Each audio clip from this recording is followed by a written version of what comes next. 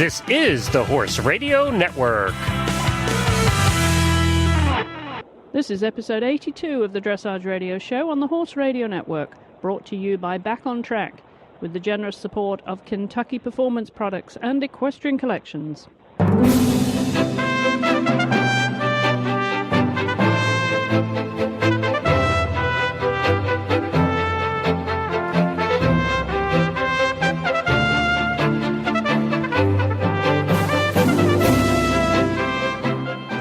This is Chris Stafford in Lexington, Kentucky. And I'm Brett Parbery, coming to you from the Southern Highlands of New South Wales, Australia. And you're listening to the Dressage Radio Show. Welcome back, Brett. It's great to have you back on the show. Oh, it's great to be back, Chris. I love the show, and I think you're doing a great job. So I've been down this morning, and because it is morning in Australia, and I've just managed to get out of all the mucking out. You can call me anytime. Well, I know that it's coming obviously a very different season for you, and coming into the last of the competitions down under. We just have one item of news from down under this week, but what we should tell everybody who's on the show this week, I managed to catch up with a young man, Brett. His name is Endel Otts, and he is going over to Germany shortly to spend a year training with Hubertus Schmidt. So I'm looking forward to sharing that conversation with you a little bit later on in the show. But since you've been on the show, what have you been up to, Brett? Did you go and do some clinics? I've been running around pretty much the Southern Hemisphere doing clinics. I've been in New Zealand. I've been all around Australia. Just been scheduling some clinic dates for up in Japan, which is coming up early in the year, and I think I almost broke the world record for lessons last week. I did 188 lessons in 16 days. Oh, wow. So I'm really on the move, simply because I love it, and I really do enjoy it. And people say to me, "How do you do that many?" And it's like, well, actually, I don't get sick of it. Probably the only thing that happens is I get a bit tired, but other than that, I really don't get sick of it. I think there's something wrong with me. Well, isn't it great that we have something that we have a passion for, and we get to do a job that we enjoy so much? Yeah, look, every day I'm blessed to really work with animals and in the fresh air, and just the thing about it too is you're dealing with people when they're having fun. It's not like you're a doctor telling people they've got a month to live or something. It's you're dealing with people when they're having fun, and if I can help them to have a little more fun and maybe enjoy their horse, or explain to them what their horse is trying to tell them, that really just gives me a kick every time. And yeah, I can't believe I have to get paid for it. I get paid for it. I mean, sometimes I ride the most nicest horses, and I feel like I have to pay the people that own them. Well, it's not a bad gig, is it? And as you say, to have the such a healthy lifestyle and be doing what you love doing. But tell me about your own horses. And I know the last time we spoke, Victory Salute was still in quarantine from the World Equestrian Games. Is he home now? Yeah, he's home. He came back last Monday in great shape. IRT did a fantastic job. The horses flew from Chicago down to Auckland and did most of the quarantining in Auckland. He was the hairiest I've ever seen him, so I'm pretty much tipping that the Northern Hemisphere are having a pretty tough winter, because if the horse's instinct is anything to go from, I've never seen this horse so hairy. So we've clipped him. Thankfully, it's not too hot here, so he wouldn't be struggling too much as far as seasonal conditions. But we've brought him back into work, and I must say he feels as fit and as healthy as the day we left Kentucky. It hasn't seemed to faze him at all, apart from maybe a little bit of fitness as far as length of riding, but the actual quality of the work is very good. I'm very happy the way he's come through. Oh, that's very encouraging, isn't it? Because it must have been a concern to you, having there's so much involved with the travel and the quarantine, and it was a huge exercise, wasn't it? Just getting to and from the games. Yeah, that's right. I mean, it is a major risk for us, and it's a very real risk that we have to live with, and it has to become part of our management process that we really just take care of travel, and I guess we have to learn to be the best horse traveling experts in the world. That's our job. We because we do travel such distances, we really owe it to horses not to know every little bit of information about how to do this properly, and thankfully we have great experts in the field with IRT and their grooms. So yeah, they've delivered pretty much they have delivered all of the World Equestrian Games horses back to us, all in great shape. You know, the eventing horses and the para horses and the other dressage horses have all come back in great shape. So yeah, I mean, it's been hard watching everyone competing over in Europe and seeing them all on their horses from Kentucky and knowing that our horse is sitting in a paddock somewhere in New Zealand. But now he's home and now I've felt him. It feels fantastic. You know, it really, sometimes I think maybe we can overdo it and maybe the rest does in the world of good. Well, what now for him? You say you've got him back into some gentle work, and what's his schedule look like for the next few weeks? For the next few weeks it'll be still light work. I mean, it still involves piaffe passage. It's not like we're really trotting around on a long rein. It just means that, you know, he still does the Grand Prix routine work, but not for as long, because it's all about building up muscle condition and routine again. But I think the plan for next year will be to do the minimum, because we have to travel vast distances here. So my plan is to travel small distances and to get qualified for the World Cup final, which is at the end of next year, which we've just had in Werribee for this year. Do my 2 qualifiers and then do the World Cup final in Melbourne at the end of next year to try and gain qualification again then for the World Cup final 2012, which will be like it was this year. It'll be the start of our 2012 campaign. So for us, it's all about trying to keep him fit and healthy and really fresh, do the minimum work, do the minimum travel to just arrive back into Europe in 2012 with a fit, healthy horse. Good. And of course, you've got a lot of other horses that you're riding every day, apart from your clinic. So you're still as busy as ever, and you do have the baby as well. Are you the one that's still getting up in the middle of the night? No, I seem to get out of that, Judy. Maybe because I am so busy, but the other day I was sort of given the chance to put him to bed for the first time, and I really struggled. I'm not sure how my wife copes with that, but as far as the stables goes, I have 2 very good staff, and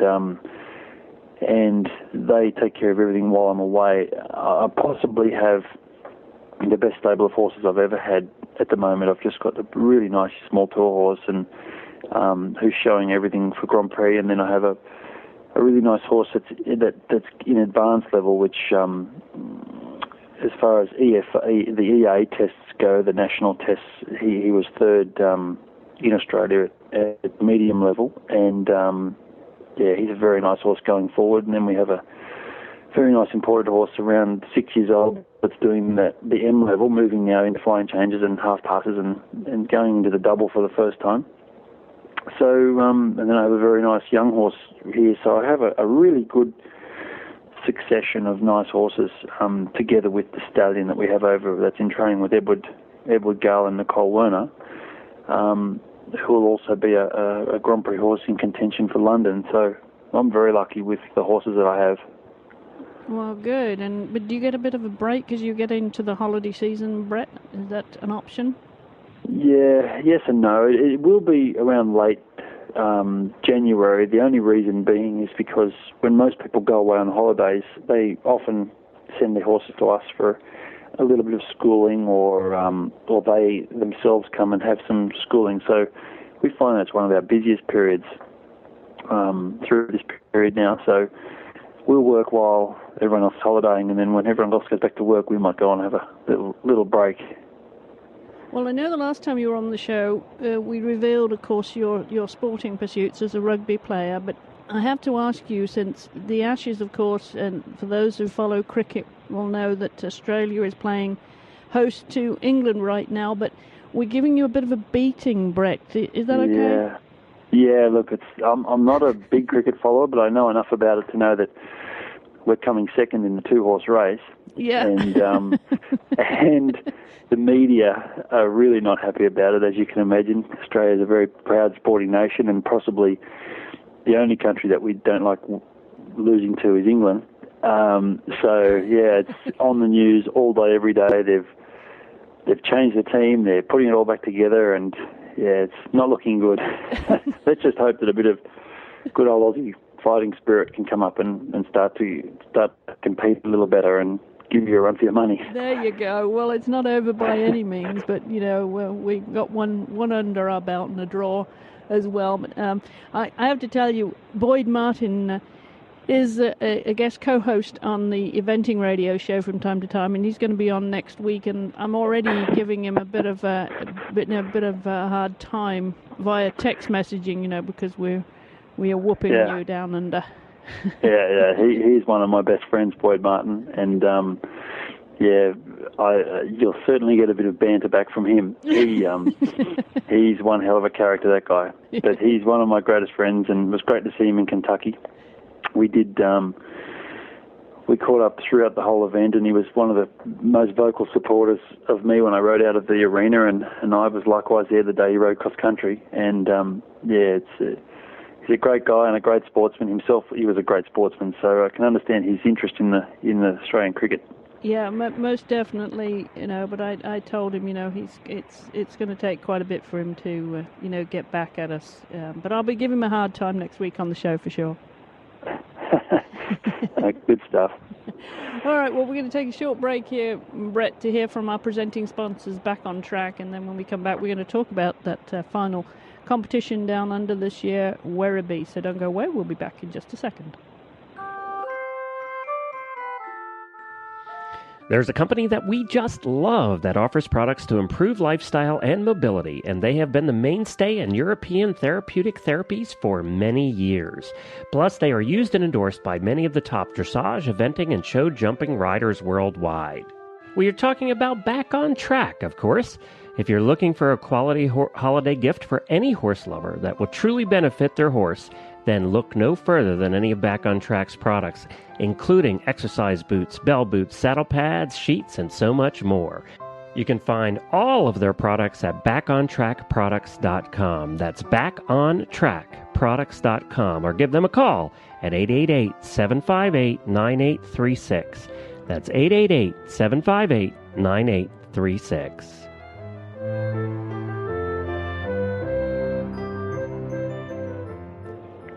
Well, I'm back with my co-host this week, Brett Parbery, all the way from New South Wales. But you're a little way from Werribee. Everywhere's a distance in Australia, isn't it? And it was Werribee this past weekend. Did you follow that competition from home? Yeah, I did. I followed it with interest for a few reasons. One, it was a whole new field of horses, with Chantel Wiggin returning back to Australia with Ferrero after spending at least the last 3 years in Europe. Then we had Mary Hannah with Sunset and with Umbro, two new horses of hers.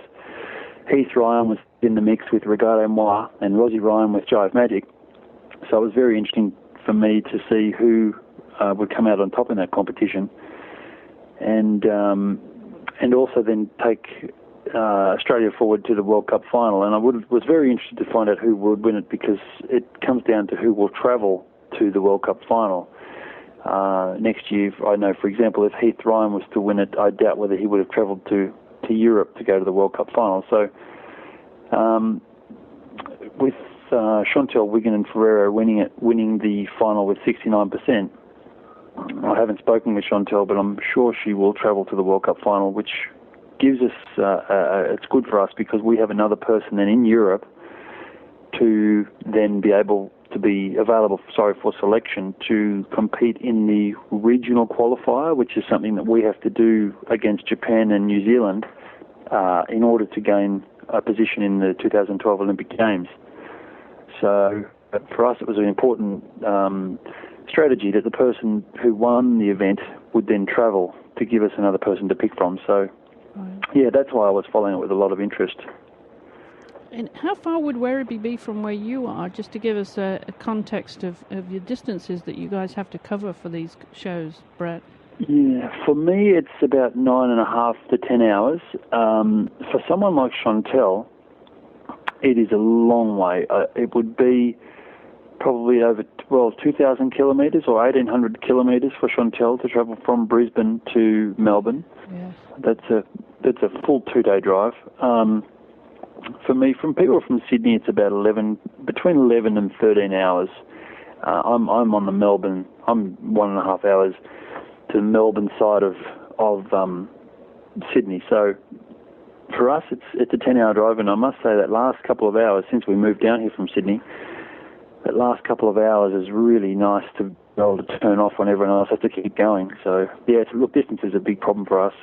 Yeah, it certainly is. I some years ago I drove from Melbourne up to Sydney, then up to Brisbane, but I went via Jindabyne and had a bit of fun there along the way. But yeah. it just makes you appreciate the distances. And if you break down out there, yeah. Oh man. Yeah, that's right. No, it's a remote country, and distance has always been our problem. And this is one reason why I don't like travelling horses around just for the sake of going to a show. Mm-hmm. I find that travel is one of the big risks as far as ulcers and wear and tear on joints and legs. So for me, I'd prefer to stay at home and train on the surface that I know fits the horse, and just wait till the horses are really in a position to then go and compete and make a mark on their career, rather than just travel horses around Australia just for the sake of being a part of a show. You wouldn't get many, I wouldn't think, over in Perth. Once you're over in Perth, that's it. You pretty much stay there. I mean, I've driven all over the country, and driving from, say, Melbourne and Adelaide across the Nullarbor, you wouldn't want to do that too often. You wouldn't want to do it with horses too often, would you? No. The people that travel from over there, they usually come over and base for a season. Look, Perth's the most remote, I think, is the most remote city in the world, capital city in the world, as far as a state capital. And yeah, look, I think that travel is such a daunting experience. I think I just can't remember, it's something like 3,000 kilometres before from one end of the Nullarbor Plain to the other, or something like that. It's just an incredible distance. Yeah, it's huge distance, and there is nothing, absolutely nothing in between except the wind. No, yeah. No. Horrible place to break down. Yeah, really. All right, well, I think, as you said, with Werribee, that wraps up your season down under, but of course in Europe it's all happening. They're on now to London Olympia for this next leg this weekend. That's the 2010-2011, of course, Rimac FEI World Cup Series that moves into London, and always a very popular competition. That is a very festive show. Everybody dresses up in costume, and they have Shetland pony races, and of course some great competition with the World Cup qualifiers, both with jumping and dressage. So lots of fun there. We will bring you, of course, the results from that World Cup qualifier next week here on the Dressage Radio Show. But we're going to take a short break here to listen to Glenn, who has news from our sponsors in Equestrian Collections, and then when we come back, we're going to hear from a very bright young upcoming talent, Endel Utz.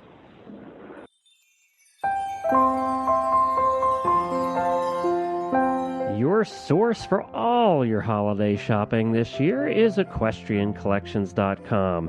EquestrianCollections.com offers all the holiday gift-giving ideas that you would ever want. For your wife, for your husband, for that horsey kids in your life, for your horse. You can cover them all. Your farrier, your veterinarian, all the professionals in the horse world are covered as well. You can find all the gifts you'd possibly need at EquestrianCollections.com. And just for the listeners of the Horse Radio Network, they have offered a coupon. Just use the promo code Radio Show, all one word, Radio Show, at checkout, and you'll get $10 off your next order of $120 or more.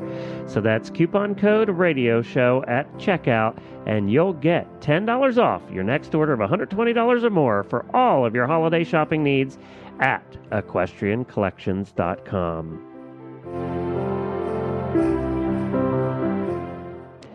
Well, Brett, I managed to catch up with a young man called Endel Utz. Very interesting name. I think it's of Swedish origin. And Endel is heading over to Germany as we speak to spend a year with Hubertus Schmidt. And he was obviously very, very excited about that prospect. Very nervous too, as you can imagine, for a young man. leaving home and his siblings and family all behind. But I wanted to share that with you, Brett, because it really was an inspiration, and we're very excited. We're going to be following Endel as he makes that journey over there and what he gets up to for the next 12 months. So let's just get Endel on the line.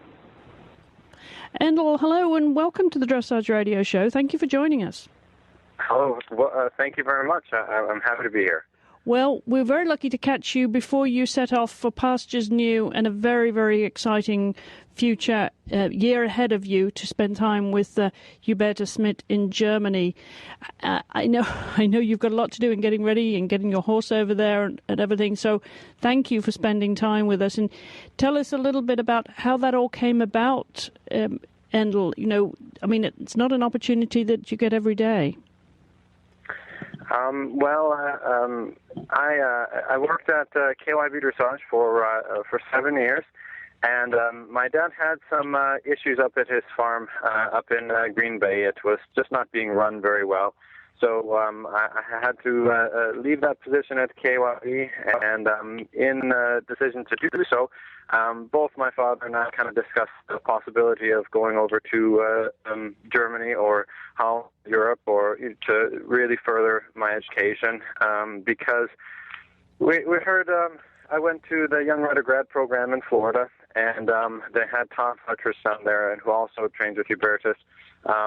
And he talked about not starting a career too early and really, really focusing on education and learning and keep on learning. And that really felt right to me to keep not just rush into, a career and making money and stuff, but really, really learn how to hopefully ride properly and correctly and train horses really well. And we have taken some clinics with Gary Rockwell before he was an O-Judge, because we couldn't when he became an O-Judge, because we would ride in front of him all the time. But he was always a good friend of mine, and he heard that I was interested in going over to Germany. And he called me up and he said that he could have me look at a couple places there and make a couple phone calls. And one of the names, the first person on his list is Hubertus Schmidt. And I was very excited and very nervous about it, and very thankful that he would go out of his way to make all these phone calls and talk to people. And he set up some test rides for me to go over there in November, and I went over there and rode for him, and it worked out really well. I rode a 3 St. George horse, and then a little 4-year-old, and Hubertus, he really cared when he helped me and paid a lot of attention to my riding, and didn't just tell me good or more forward or sit back or anything, but really, really detailed, focused instructions, and he really cared, just to help this random kid, coming off the street to, ask him if I can take some lessons and get better. So no, I was very thankful with that, and I asked Gary too. I was like, thank you so much for going out of your way to do all that stuff. And I said, why would, just out of curiosity, why would you do that? And he said, you know what? One person did that for me when I was a younger person, and he's like, I hope that you would pay it forward and do it for somebody else. So I owe very, very much to Gary Rockwell for doing that, and I'm very, very thankful for having him make the contacts in there and getting me over there. And I know that I represent him and represent the U.S. and my family at KYB Dressage, and a lot of people when I go over there, and I absolutely promise all those people I will do my best. Well, you've already made great strides in the sport, Endel, with being a bronze, silver, and gold medalist at USDF, and you've had some really good horses under your hands. I know you used to ride Bentley, didn't you, who is now ridden by Megan Davis, and she's in Germany as we speak, making her way over there for the first time. Very, very excited. We had her on the show not so long ago. But tell us a little bit about how you got started, because, as I said, you're really quite well established as a young rider. You're now, 25, I believe? Yes. my father, he always liked the idea of having a farm, and he liked the old TV show Bonanza, and we started riding in a tiny little stable right near right in kind of downtown Green Bay, and we did a lot of jumping, and they did have a little bit of dressage, but it was kind of a jumping barn more or less, and I did a lot of jumping, and I liked it, and I thought it was fun, but at a certain point I got a little bored. I kind of figured, and I'm sure there's more to jumping than that, but it just felt like if you had the guts to go over the fence and you thought about it a little bit and you had a horse that could do it, you could do pretty good. And then, I don't know, I just got bored with it. The adrenaline rush kind of wore down for me, and then we started to do some dressage lessons. And I really liked it. It was so complicated and so complex, and I don't know why, but we all must be crazy to do a sport where you're never good enough at it, and you never get 100%. But I really liked it, and it really was motivating to me, and I liked how beautiful the horses went, and of course watching the old videos of Ula and Hugh Berdness and everybody was very, very motivating to me. And then I went to the regional championships in Kentucky, actually, and I saw Cassie Bartow ride, and she rode a horse named Warwick. And riding, she had these big red lipsticks, and she was riding around, and it looked so good. It was just the harmony between the horse and rider was just amazing. Just something I had only seen in the videos between Ula and Hugh Berdness and all those famous people, and I wanted to do that. So I had my father was there, and I talked to Kim Bartow and Yvonne Bartow, and set up a time for me to go down there to Indian Hills where they were training at the time, and I took a couple lessons from them, and it pretty much stayed there for 7 years, and it was just a fantastic thing, and I met so many great people and got to ride so many fantastic horses. I really, really have the horses to thank so much, because I have messed up plenty of horses in my time, so in of course trying to make them correct, but we all do, and hopefully in going over there to Hugh Berdness's place, I can mess up less horses and ride a little bit better. Well, a lot of people would say for a young man there would be a lot of thrill of galloping cross country or jumping, and that would be the adrenaline rush. So what is it that gives you goosebumps about this sport, Endel? The feeling that one test where you just feel that you're just so connected to that horse that you just think something and then they do it. That's the communication when you get it right. That where you work at it every day and working for that trueness and that correctness, and just to feel that one really super shoulder in, or that really great half pass, and then the next 7 half passes are not good. But that one half pass, or that one shoulder in, or getting on a 3-year-old and having them go around and feel so connected to you and so on your aids. I love that. I really like it, and I love showing too. I'm a very competitive person, and I really take it very seriously. And I like the fact that you can go out there and you can show off your horse and show off how connected and with you that horse is. And that to me is, I don't know, that stuff gives me goosebumps and it gives me the drive to get up every morning and try to get it a little bit better and a little bit better. Do you remember when you first got on a pony or a horse as a child? And of course, as a young boy, you probably had the opportunity to do other boy sports. Was there anything else that triggered your imagination when you were younger? I did play basketball, but I can't jump, and I'm a lousy shot at basketball. But I was good at football, actually. I can run, and I can go pretty decent, and I liked it. And I was in playing football quite a lot, and it just came down to the point where the football practices and then the horseback riding lessons, they were starting to conflict, and I had to make a choice between one or the other.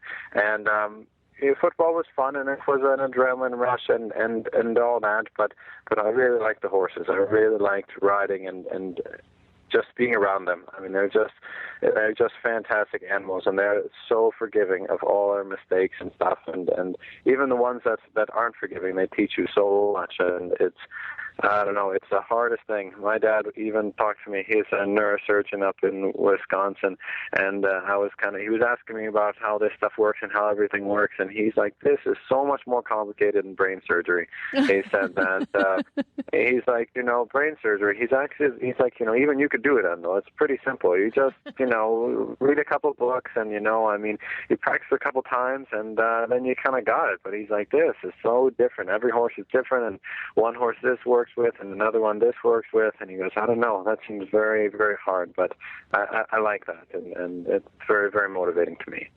Do you have any family members, any siblings that are involved with horses at all? My brother, he did do some jumping at some jumping shows up here, and he is in college in Milwaukee right now, and he did some jumping in the summertime. He didn't like the dressage. He's pretty much the polar opposite of me. He really likes that big adrenaline rush and the quick running and jumping and going really fast and beating everybody. And he would go so fast on those courses that, either no one could catch him, and if he would go clear, and he would always win, or he would knock down every single post and get eliminated and be dead last. And I asked him, I said, why don't you just slow down a little bit, and then you can win some and you can lose some, and you can make some money off it, more money than we'll make in the dressage and stuff. And he's like, I don't want to lose to anybody but myself. And I was like, all right, well, I guess that kind of makes sense. So I let him go. And my little sister, Heather, she is 17. And I coached her to. She got the bronze freestyle medal as a junior at the NAJYRC, and she really likes the horses and riding. And her horse right now is she's working with Patty Becker in Wisconsin down there, and they both are doing a super job, and they really, really, really get along super well. And she likes it, and we were talking one day to see, is this something you want to do as a sport? And she just, as a profession, and she is just, I see how hard it is. She said, I see how hard it is and how hard you have to work and how you have to get up every day and you have to, how hard everybody in the dressage sport has to work and how motivated they are. And she said, I'm just not that way. I really like it, but I like my snowboarding and my friends and hanging out with people. It's very hard to see my life focused around just one sport. What's your brother's name? My brother's name is Yuri. So there's just the three of you, but you sound like you're all sporting. We have I have a little brother, and he's on our website too. He is he's 5 years old, and he does a little bit of riding, but he is planning on being Batman. So I don't know if he's going to go into the riding, but we asked him the other day what he wanted to do, and he said, I want to be Batman, and I want to protect the farm. So that's good. I can always use another Batman. There you go. Absolutely. Well, I know you're getting ready to head off now to Germany. Is this going to be the first time you've actually spent an extended period in Europe? Yeah, my grandmother is in Sweden, and we have some relatives from there, and so we would go there, for a week here or there. And we have visited Germany and of course, to Austria, to the Spanish riding school to watch them. And so this will be the longest stay by myself. Everybody else seems way more nervous for me, and everybody's always like, aren't you gonna, are you gonna be okay? Are you gonna be fine? Are you nervous? And I said, no, I'm excited. I want to do it. I can't wait. I've been chomping on the bit for it for a while, so I'm very excited about it. I think it'll be a lot of fun. Hard, but fun. And you're going to be there for a year. Where exactly are you going to be based? Where is Hubertus's? Hubertus is in near Paderborn, I think it is in. I used the GPS on the car when I was there last time, but I think it's near southern Germany. But I'm sure someone's screaming at the radio saying I'm wrong. But it's actually such a cool little town. It's just beautiful. I mean, it's just this tiny little town, and then you drive up this little dirt road, and there's a nice big river on the side, and then there's Hubertus's farm. And let me tell you, it was very nervous going down that driveway. I actually pulled over and I sat there, and I was all nervous that first day, and I was trying to, like, I don't know what I was doing, but I was just sitting there on the side of that dirt road, all scared to go in. And then I parked and I go in there, and then I saw Hubertus's wife and talked to her for a second, and then went in and we talked to Hubertus, and he was super nice, and it got way better from there. But I was shaking. I was so nervous, and I thought I was going to pinch myself. It didn't seem real. I was just sitting there like, oh, Hubertus Schmidt, like right there, and he told me I can get on this horse. It was very, very cool. I was very excited. I felt like a little kid. How's your German? It's okay. It's not super. I took in high school. I took 3 years of German. Now I wish I would have taken 4, but I didn't study it super well. I kept driving down to Chemnitz pretty much every weekend, which was 4 hours south from where we are. So my schoolwork suffered a little bit there. But I've been studying it every night, and I can do all right. But when I get nervous, I revert back to English. But their English is really good. But I'm quite excited. I really I want to work on my German. I think it's important for anybody to learn another language, and it makes us better. I mean, to have Germans and everybody else speak English. I mean, I think it shows some respect that you go to somebody else's country and then you put forth an effort, even if it's really hard to learn their language. Well, I'm sure you'll come back quite fluent in German, and a very much more accomplished rider with that European experience, which will be invaluable. Edel, we want to wish you the very, very best of luck with your travels, and have a great Christmas. And come back and see us on the show. Once you've spent some time over there, we'll keep up with you. Well, fantastic. Well, I wanted to thank you so much, and also thank Gary again. I'm sure you're listening, Gary, or a friend of Gary, and that's such a good guy. He really cares about the sport. Of course, an amazing judge, but a really good person. And of course, my family for supporting me, and friends and everybody else. But so I promise I'll do good. I'll work hard, and I hope to learn a lot. I think it'll be a lot of fun. Well, as they would say over there, vielen Glück and schönes Weihnachten. Tschüss. Thank you so much. Bye-bye. Dankeschön. Well, best of luck to Endel. It's very exciting for a young man to pack up his bags and go halfway across the world to seek his fortune. You know what that's like, Brett? Yeah, I do, and I know the stable he's going to with Hubertus Schmidt. It's a wonderful place to train, wonderful family environment, so I'd like to wish him all the best, and he will not look back from this opportunity onwards. It'll be something that'll change his career, so good luck to him from all of us here in Australia. Thank you. Well, absolutely, and we will get Endel back on the show and see how that's going for him. And fortunately, he's pretty fluent in German too. That helps a lot. Did you find the language was a problem, Brett, or did you have a bit of German before you went over there? No, my German's very basic, and I did find it a problem, and it was such a problem that it probably contributed to me relocating to Holland in a small way this year, because I just find Holland, for me, for a non-German speaking and non-Dutch speaking person, I find Holland a much easier place to live for a lot of reasons.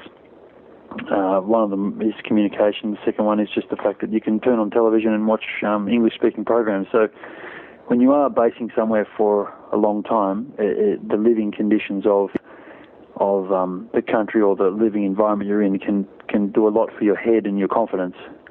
Sure, absolutely. Yeah, well, it certainly is, but it's a wonderful experience, and we want to wish him well, and as I say, we will catch up with Endel next year. Well, we're going to take another short break to hear from our friends over at Kentucky Performance Products, and then when we come back, Brett's got some great tips for you this week, so don't go away. We'll be back in just a second. All horses have individual nutritional needs, and we know that meeting them can be challenging. It doesn't matter if you are a professional horseman or a weekend warrior. You want to provide the nutrition necessary for your horse to thrive.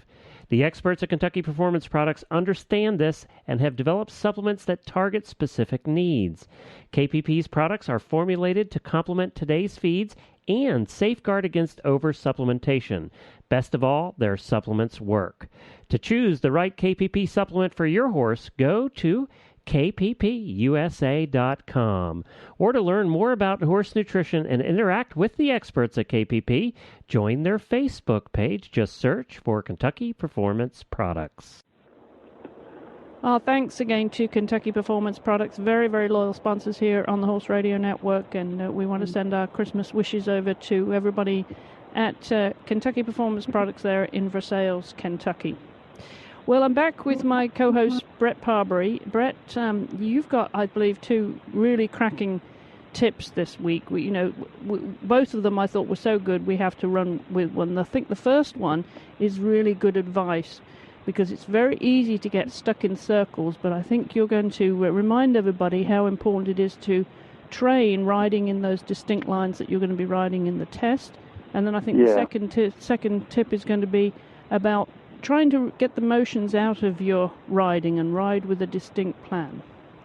Yes, no, because I know how it is to train remotely and on your own. And let's face it, most people in the world of dressage do train on their own.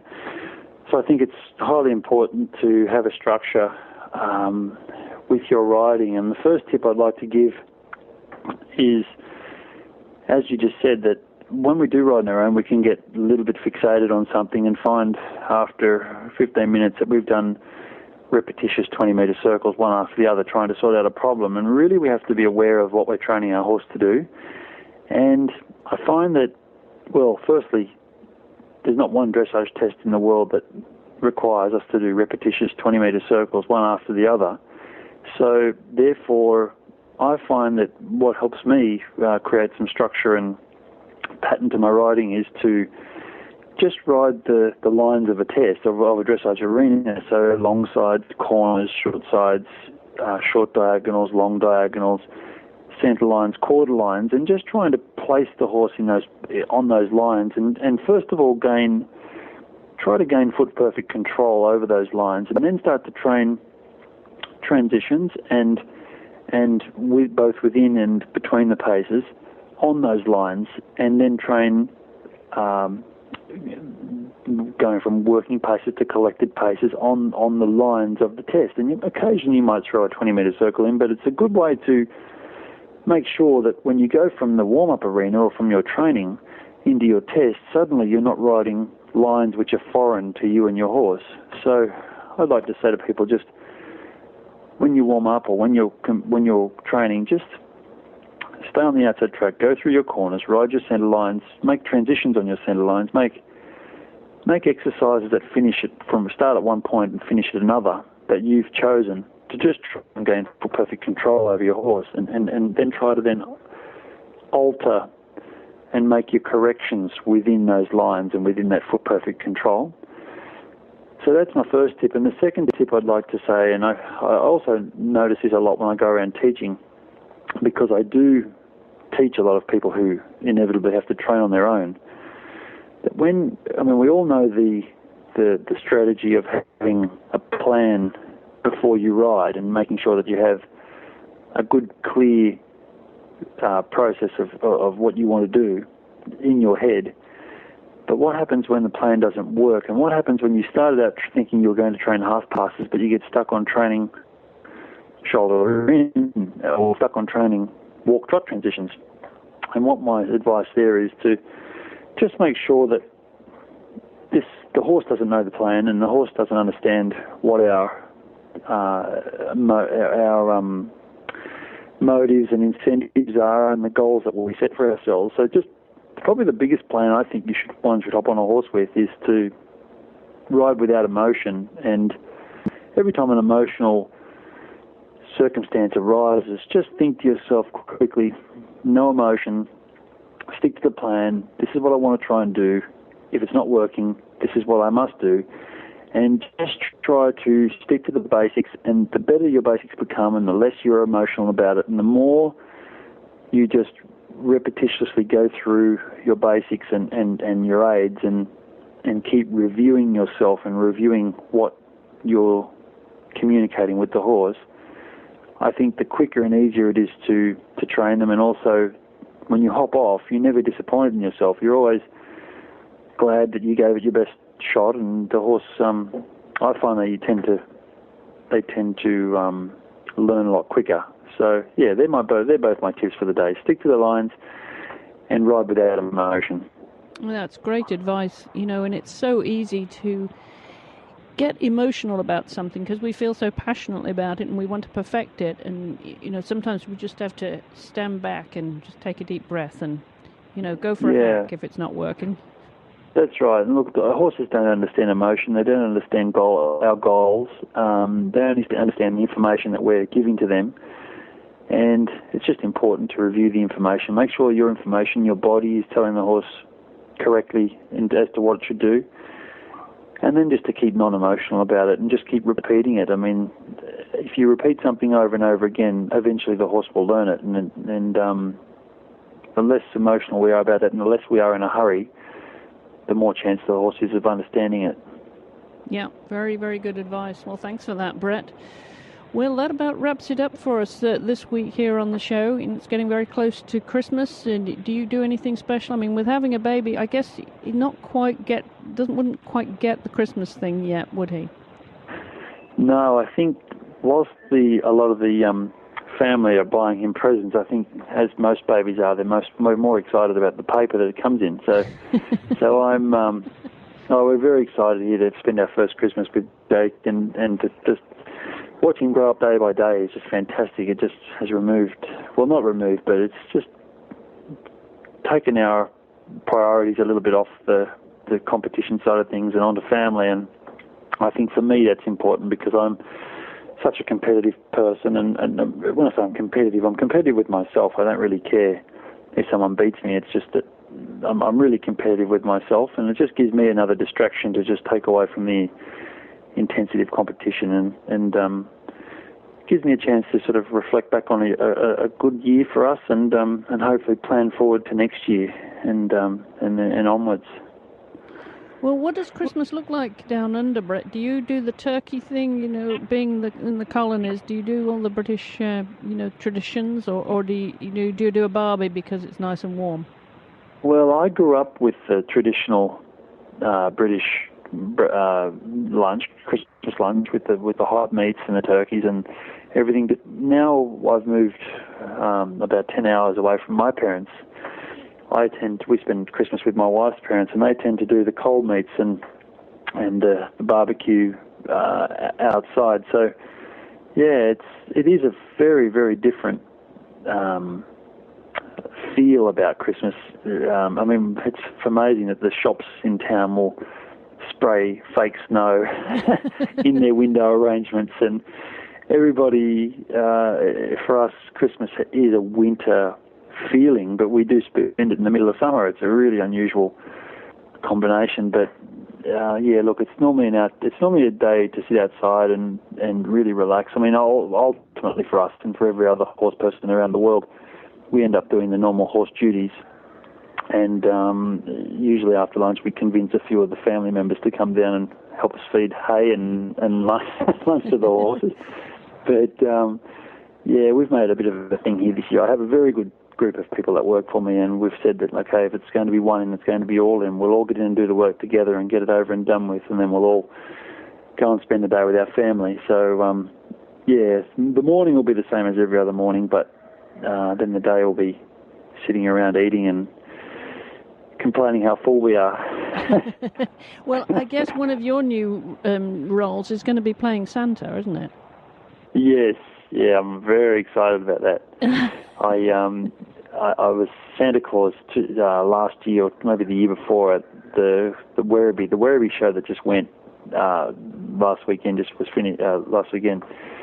I was the mystery Santa, and I loved that, dressing up as Santa. And it's funny, I put on a show with all of the riders, and I got them all in there, Mary Hannah and Heath Ryan and Rosie Ryan, and I did this this musical ride with them all on their feet, and that was a lot of fun. So I've had one experience with Santa, but this one's the real deal. I can't mess this one up. No.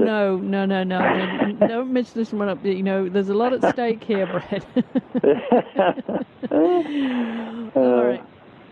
Well, I want to remind everybody that they can follow us, of course, at dressageradio.com, where we post our show notes, and also catch up with us on Facebook on our fan page there. And we have well over 1,000 fans now on Facebook, so don't forget to leave your comments on there, or you can send me an email, chris@horseradionetwork.com. You can also follow us at Twitter, of course, Chrissy Stafford or Horse Radio. Our number here, if you want to leave us a voicemail, is 270-803-0025. Well, I want to thank all our sponsors who make this show possible, and, of course, our backstage crew for getting the shows out to us every week, to you all every week. And don't forget to check out all of the other shows here on the Horse Radio Network. Well, Brett, I want to thank you for joining us from Down Under this week. Great to have you back on the show. I believe we've twisted your arm enough to come on and be a regular co-host, right?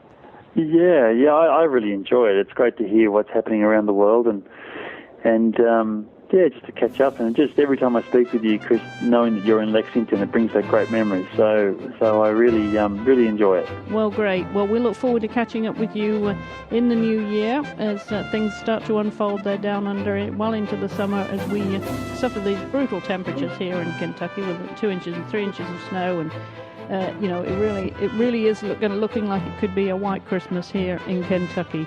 But I want to remind you, we'll be back, of course, next week. I'll be here with another host and yet more fun here on the Dressage Radio Show. So until then... And thanks to everyone from around the world for listening to us. And don't forget to practice safe riding. And please always wear your helmet with the chin strap well fastened.